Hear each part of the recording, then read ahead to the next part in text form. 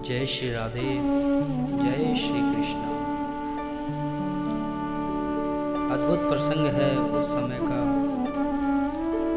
भगवान श्री कृष्ण अपनी माता के द्वारा प्रत्येक वस्तु का वैसे ही ध्यान रखा करते थे जैसे माँ एक बच्चे का ध्यान रखती है।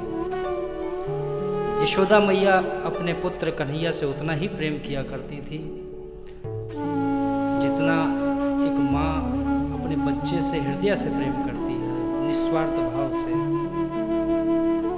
माँ यशोदा ने एक बार भगवान श्री कृष्ण को एक काली कमली दी और भगवान श्री कृष्ण ने उस कमली को पाकर बड़े आनंदित हो गए, क्योंकि माँ के द्वारा मिली हुई थी।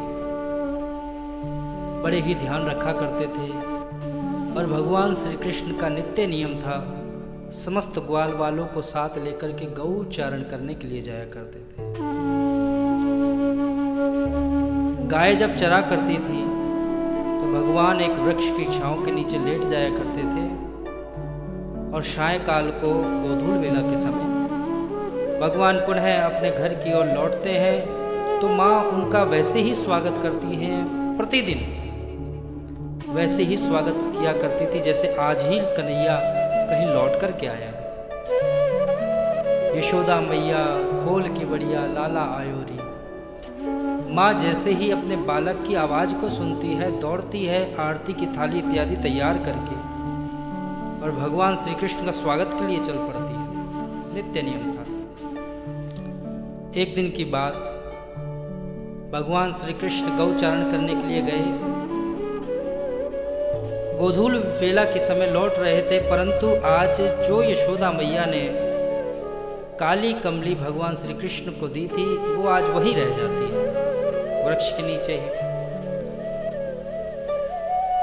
कन्हैया ने मन में सोचा यदि लौट के जाऊंगा तो माँ सबसे पहले उसी पे दृष्टि डालेगी और पूछ देगी कि लाला तेरी कमली कहाँ है।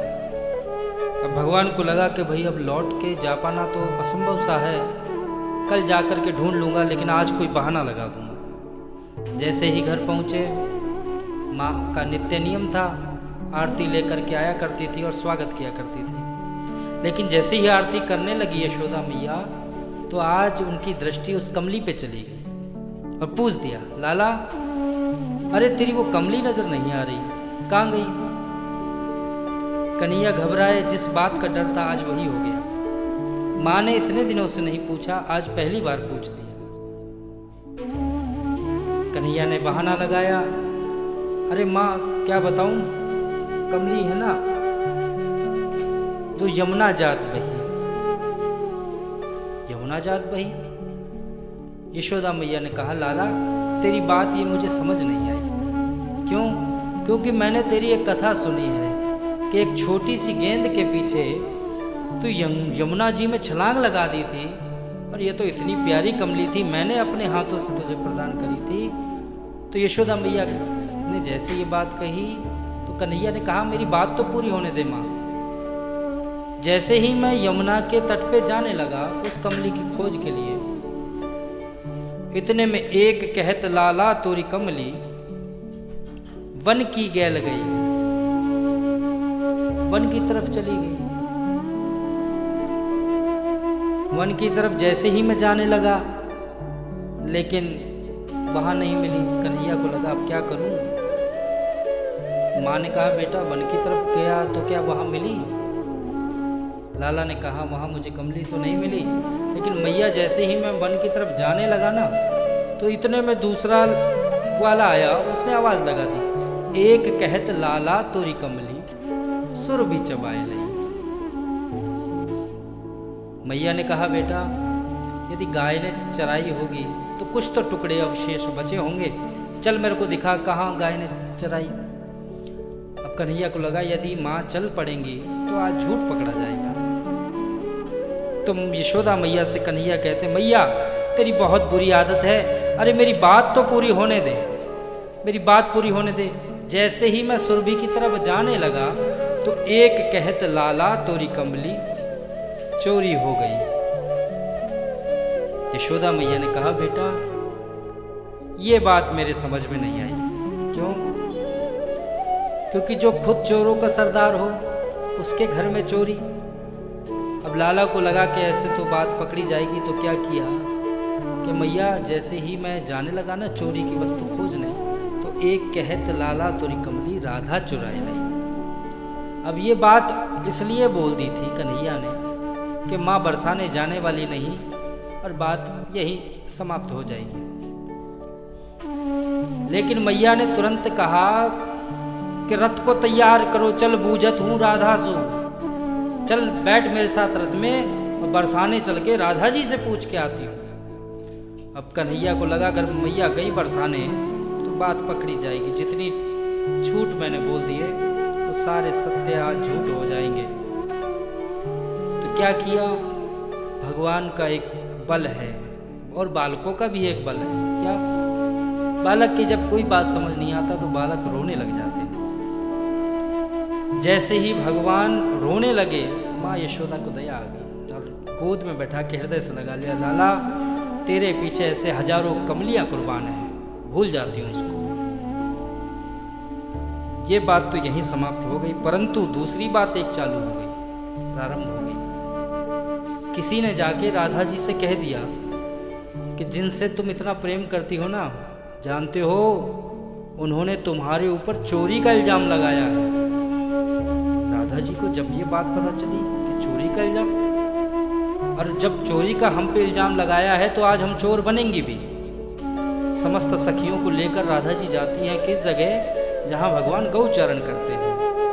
नित्य नियम भगवान वृक्ष के तट पे विश्राम करते हैं। राधा जी सखियों सहित आती हैं और भगवान श्री कृष्ण की जो बांसुरी थी, भगवान बांसुरी को कभी भी अपने से अलग नहीं करते हैं, सदैव उसको अपने साथ रखते थे। बांसुरी को चुरा के राधा जी लेकर के आ जाती है। भगवान के नेत्र खुले, उठ के जब घर की ओर चलने लगे तो देखा कि बांसुरी नहीं दिखी। ग्वालों से पूछा, भाई बांसुरी कहाँ गई? ग्वालों ने कहा, भैया वही आई थी बरसाने से, ले गई बांसुरी।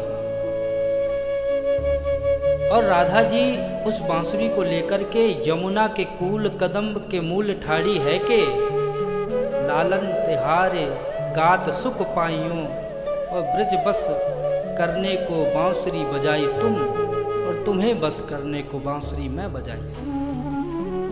प्रभु आपने तो पूरे ब्रज को बस में करने के लिए बांसुरी को बजाते हो ना, लेकिन मैं आज आपको बस में करने के लिए इस बांसुरी को बजाऊंगा। और बांसुरी से राधा जी कहती, बंसी तेरे में ऐसी क्या विशेषता है कि भगवान तुझे कभी अपने से दूर ही नहीं करते। भगवान अपनी पलकों से पोढ़ी होती पलकावली तो नित्य मंगल मोद मनावती है। जब गर्मी लग जाती है ना तो भगवान अपनी पलकों से इस बांसुरी को हवा करते हैं। और भगवान से बांसुरी कहती कि मेरे पैर दर्द हो रहे हैं, तो भगवान क्या करते, पग चापत दो कर सो, पग चापत दो कर सो, तब भी मोद न मनावती है। बांसुरी को अपने हाथों से छिद्रों को भगवान जब दबाया करते थे तो उसमें राधा जी कहती, कितनी तू ठाकुर जी से सेवा करवाती है। ठाकुर जी अपने हाथ से तुझे तेरे चरण सेवा करते हैं। बांसुरी कहती, मेरे अंदर और तो कोई विशेषता नहीं, केवल एक विशेषता है। क्या? भीतर से मैं एकदम पोली और अंदर छेदो जात, और इस जीवन हेतु कृष्ण की श्वासा आवत जात। यही विशेषता है मेरे अंदर। भगवान को लगा कि राधा जी मेरी बांसुरी को ले गई हैं, तो राधा जी भी अपने गोपियों के सहित, सखियों के सहित एक स्थान में अपने सारे आभूषण उतार करके खेला किया करती थी। भगवान आए और राधा जी के आभूषण चुरा के ले गए। राधा जी जब जाने को ही घर तो देखा आभूषण नहीं मिले। सखियों से पूछा, सखियों ने कहा वही आए थे, ले गए चुरा करके। ठाकुर जी उन आभूषणों को अपने हृदयंगम करे बैठे हैं, गले में धारण किए बैठे हैं, हार को गले में धारण किए बैठे हैं, कुंडल को धारण किए बैठे हैं, कंगन को धारण किए बैठे हैं। राधा जी आई। राधा जी ने कहा कि आपकी मुझे ये बात बिल्कुल पसंद नहीं आई। क्या बात? आपने हमारी वस्तु चोरी कर ली, और चोरी ही नहीं अपितु धारण कर रखी है। लाओ हमारी वस्तु। भगवान श्री कृष्ण ने कहा, लाओ हमारी बांसुरी। राधा जी ने भगवान की बांसुरी को दे दिया, और भगवान ने जो राधा जी के आभूषण थे वो उतार करके राधा जी को दे दिया। लौट करके राधा जी आई और सखी से कहती कि सखी, आज लौकिक आदान प्रदान में है ना अलौकिक घटना घटित हो गई।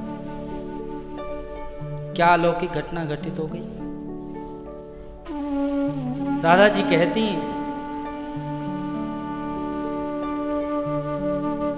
कि है ना, जानते हो क्या घटित हो गया?